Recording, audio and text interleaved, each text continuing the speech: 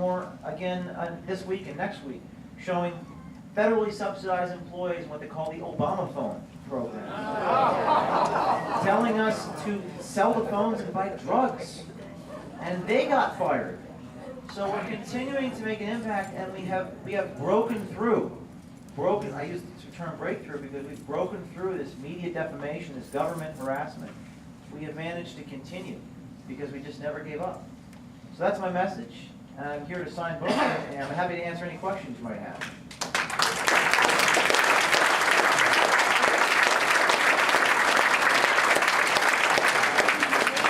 Your hand was up first there. Yes. Yeah, I just wondered, when you said you released the tape, was it simply on YouTube, or was it targeted to specific viewers? Which one were you referring to? Any of them. You mean like the recent tape you released, or just all of them? Just when you say, and then we released this, how did you do that? We usually release it on YouTube. We spread it on YouTube.com, and we spread it out on social media. Sometimes we'll get the news exclusive, but for the most part, this is local news. Yes.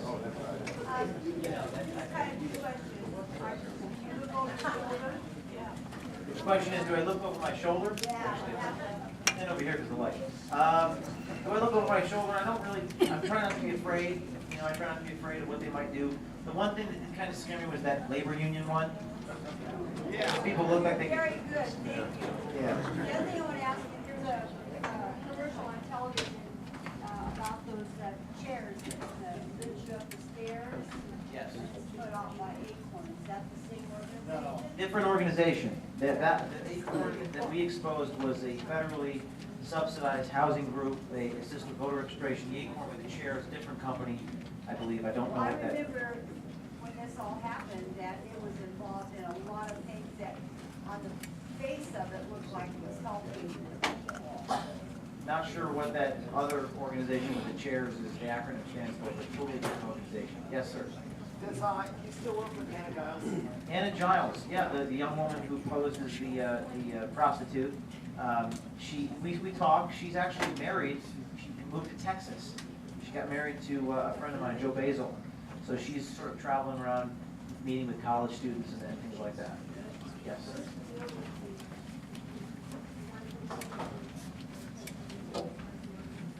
How did I deal with it? Well, there's a whole chapter in the book called Witness for the Prosecution where I talk about it. It was one of the nastiest things I've ever experienced. Where someone, I don't know who was paying her or what, but it was really bad. Luckily, we tried to figure it out, but I decided not to put any more oxygen into it. I just wanted to leave it alone. But I think, she wasn't a very good operative. If she was a little better, she probably could have really damaged me. But she contradicted herself a few times, and I sued a whole bunch of journalists for defamation after it got money out of it. Yes. How do we get our funding? I'm a charity. I'm a registered charity with the IRS. I know what you're thinking. How could he possibly get IRS? The bureaucrat at the IRS must have been asleep at the wheel that day. I don't call myself Tea Party Patriots. I call myself Project Veritas. They probably thought that's a bit of a Latin thing. It's an educational group. So we are a charity group. We get tax donations. We have thousands of small contributors, and I just have to send out letters and emails raising money. We have a modest budget, but we're trying to grow. Do you have a YouTube channel? We do. ProjectVeritas.com. That's PROJECT Veritas, like Latin truth. ProjectVeritas.com. You can follow all of our videos. You can make a donation. You can send me an idea. That would be our website. Yes, sir. I think one thing that irritates liberals the most is that you're a young guy and you're not in Obama's hip pocket. And I think that really gets to that. And I think that what's needed today in this country is that the youth understands that there is the truth, and it's important to be independent thinkers. Now, have you ever thought of somehow using, your influence to reach out to the youth and to get them to understand how important it is to seek the truth and to stop injustice and corruption? Great question. I try to speak on campuses more, but I'm blocked by the campus administrators. I mean, most people, when they're young and they watch this stuff, they're pretty excited by it, regardless of their politics. They just think it's cool and funny. In fact, I've had Obama supporters watch these things. That's pretty great. You know, you're exposing some funny stuff. I also try to view it as politics is downstream from culture. So these are cultural fights, not so much political. And people tend to be persuaded. If you make a political argument, they tend to be turned off. But if you make a cultural appeal, like making them laugh, they find that. But I've been blacklisted by some campuses. You know, I'll go try to speak at a campus, and the administrator will say, "Oh, you can't invite me. He's too controversial." So it's the elderly that are trying to block me. Most people under the age of, or my age or younger, yes, they're persuaded by this. My alma mater, Rutgers University, they actually sent an email saying, if you see O'Keefe on campus, call security. So, if I was doing what I was doing into the NRA or into Halliburton or into, I would be having movie deals with Spielberg, I'd have Oprah book deals, I'd be on TV all the time. It's just the nature of the organizations I investigate are protected by both the media and the government. But I think it's more fun to swim against the tide. Yes? Have you ever investigated Congressman Alan West's voting district? I have not done that. I have not investigated. We did Minnesota, Virginia, New Hampshire. What else did we do? We did New Jersey. We did a few states in the last election cycle. Everywhere I go, the people say, you need to investigate this, this, this, and this, and I can only do one a month. I wish there was 100,000 of me. Yes. You should have a lot of fun here in California with Janet all the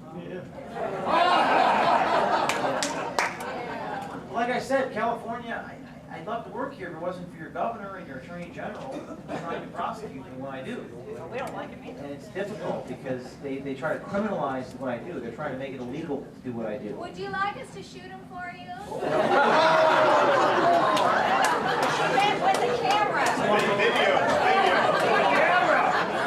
Tomorrow's headline. Sacramento Bee, semicolon, James O'Keefe supports murdering attorneys. No, I don't want you to shoot anyone. Yes. No cameras. Shoot him with a camera. That's more like it. The frame of the theme that you need more hands-on, and California has laws that are stringent against us freely shooting people and framing them in. Yeah. Is that addressed in your book, or is this something that perhaps us Californians need to address as an issue to make a comparison about other? I think it is something that's going to have to be changed on the legislative front. If you support accountability, I think the left and the right can agree on this. The left's trying to come at it from like they're making it illegal to film in animal processing plants. They're trying to make that freer that you can do undercover work.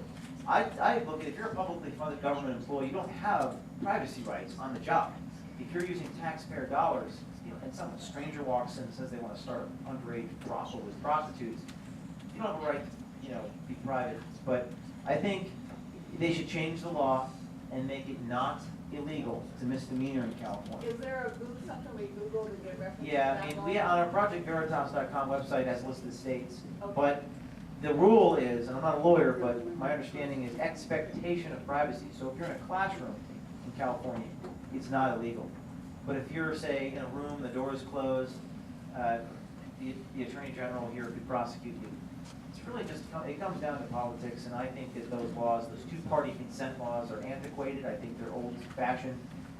They never anticipated the cell phone camera and all these things. So I would like to see those laws overturned. How many more questions did I take? One more. One more? We got a lot of. Yes, sir. Is Acorn out of business, or did they just change their name? Is Acorn out of business, or did they change their name? Acorn was allocated as much as $5 billion in the stimulus package in 2009.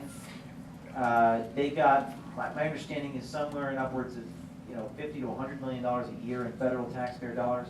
After our videos, that went down to zero. Now, whether or not they're splintering off into some other thing and getting some type of, maybe, most likely. Some people like Matt Baden have reported they're gone out of places like Nevada. But like I said, the price of liberty is eternal vigilance. And, you know, I think that what I've just shown you, I've done just a little bit of it, but if you expand it, you keep doing it, you do it on a massive scale, I think that you're gonna see even more results and more transparency. So the solution is to just do more of what I've already done.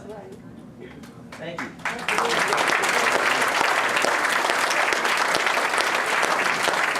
Thank you, Dave.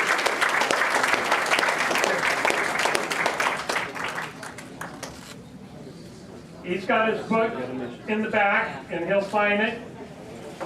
So, help yourself. I have one announcement.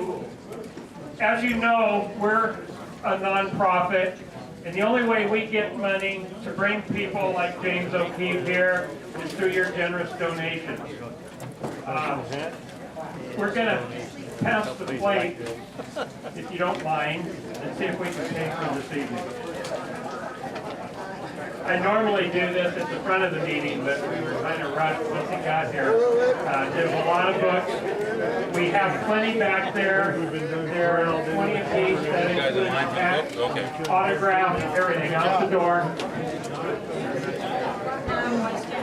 So, first, Mike.